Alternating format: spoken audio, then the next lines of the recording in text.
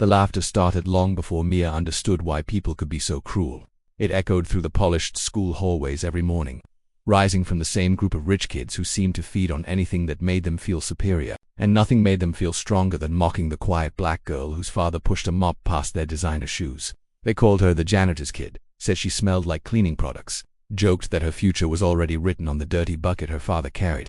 The worst of them was Bella, the untouchable queen of the school, whose perfect smile hid a talent for cruelty. She would lean toward her friends, whisper something sharp, and suddenly the entire hallway erupted in laughter aimed at Mia, who walked with her books pressed against her chest, wishing she could fade into the wall. But before we dive deeper into how far their mockery went, let me welcome you to her secrets, her stories. Tell me, what time is it where you're watching from right now, and which city are you tuning in from?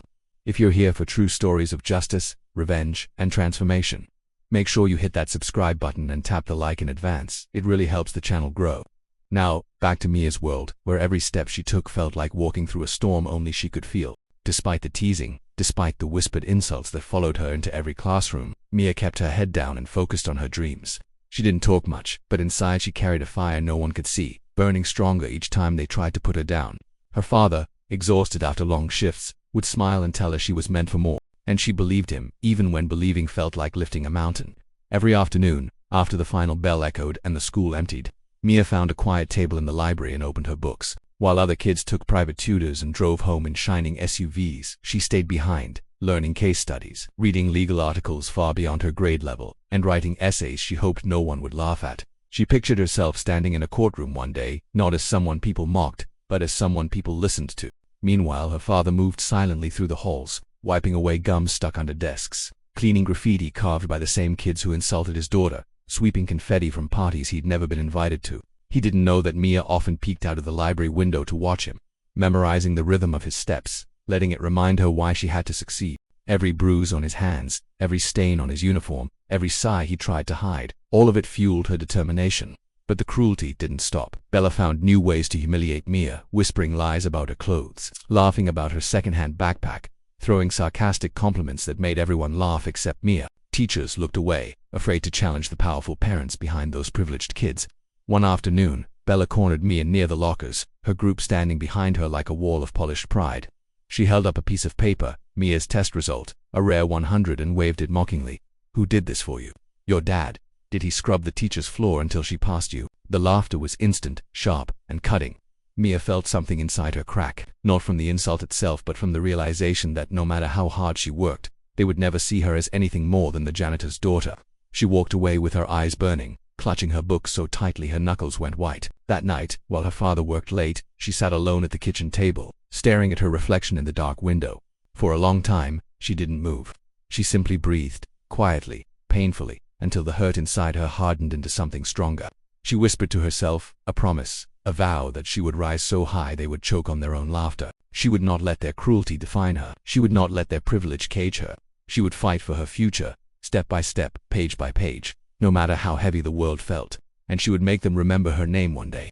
That moment alone in the quiet house was when Mia stopped simply enduring and started fighting. The girl they mocked had chosen her path, and nothing would pull her off it now. Mia grows into adulthood carrying the echoes of every insult she heard in those school hallways. But instead of breaking her, they become the quiet fuel that pushes her forward. Years pass like turning pages, and while others drift through their teenage lives without direction, Mia moves with fierce determination. She finishes high school at the top of her class, earning honors that surprise everyone except her father, who always believed her mind was sharper than anyone dared to admit. She earns a scholarship, one of the few ways someone from her background can open the door to higher education, and steps onto the campus of a prestigious law school where she feels both thrilled and painfully out of place.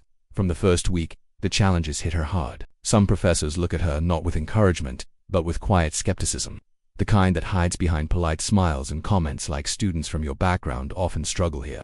Those words sting, but Mia sits in the front row anyway, taking notes as if she's collecting pieces of armor. Some classmates whisper about her scholarship, assuming she's there because of diversity quotas rather than merit.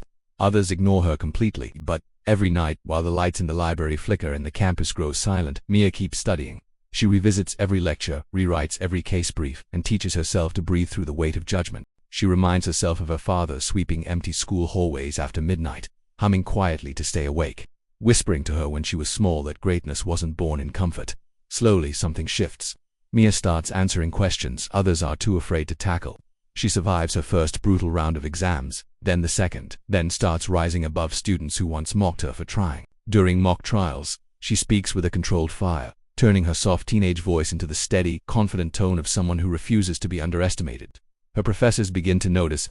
The same ones who doubted her now linger after class to praise her arguments. She wins the school's biggest trial competition, leaving behind students from powerful families who assumed victory was already theirs. Then comes the moment that changes everything. She earns first place in the internship rankings, a position reserved for the most promising future lawyers. She calls her father that night, her voice trembling with emotion as he tells her he always knew the world would have to see what he saw in her. Meanwhile, the lives of her former classmates take a very different turn. Bella, the queen of teenage cruelty, and her wealthy circle now work for a flashy investment firm known more for luxury than integrity.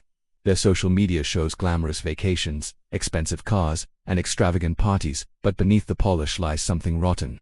As Mia works late nights in the prosecutor's office, learning how to build airtight cases and study financial records, she begins hearing whispers about a growing scandal: fraud, money laundering, manipulation of clients, and falsified documents.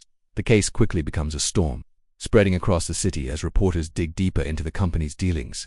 One morning, files land on the prosecutor's desk that tie the illegal schemes directly to upper-level employees. Names begin to surface, names Mia hasn't heard in years but remembers as clearly as yesterday: Bella, Chase, Ryan, the very same kids who laughed at her father's uniform and called her the janitor's daughter. With smirks they thought she'd never forget, but life has a quiet sense of justice. As the investigation deepens, the prosecutor's office prepares to make arrests. The stakes rise higher each day, and the team grows exhausted trying to sort through mountains of evidence. Then, one late afternoon, as the sun sets through the tall windows and paints the office gold, Mia is called into her supervisor's office. She steps inside, steady but curious, holding her notebook against her chest. Her boss looks at her with an expression that is part respect and part gravity. He says, "You've proven yourself more than anyone expected. You're sharp, relentless, and you've got the highest clearance rating on the team." Mia nods, unsure where this is going, her heartbeat quickening. The supervisor slides a thick folder across the desk. She places her hand on it and sees the emblem of the prosecutor's department, the heavy seal of the city pressing into the leather. Her boss leans back in his chair, folds his arms and says the words that make the air freeze around her. "You reassigned to lead the prosecution." For a moment, Mia can't breathe. Her eyes drop to the list of defendants, and the world tilts not with fear, but with a sharp, overwhelming sense of destiny. The names staring back at her are the same ones that once mocked her dreams, humiliated her in crowded hallways, and treated her father as though he were invisible. The same people who believed she would never rise above them. Now she stands as the prosecutor in the case that could dismantle their entire empire. Her hands tremble slightly, not from doubt, but from the realization that the moment she promised herself as a child, the moment they would finally see who she truly is, has finally come. The courtroom buzzed with tension as people whispered among themselves, the heavy wooden benches creaking under the weight of anticipation. Mia Carter walked in, her steps measured, her eyes calm but sharp, scanning the room with the poise of someone who had prepared for this moment her entire life. The once familiar faces of her tormentors, Bella and her friends, sat at the defendant's table, smug confidence on their faces, unaware of who had taken control of their fate.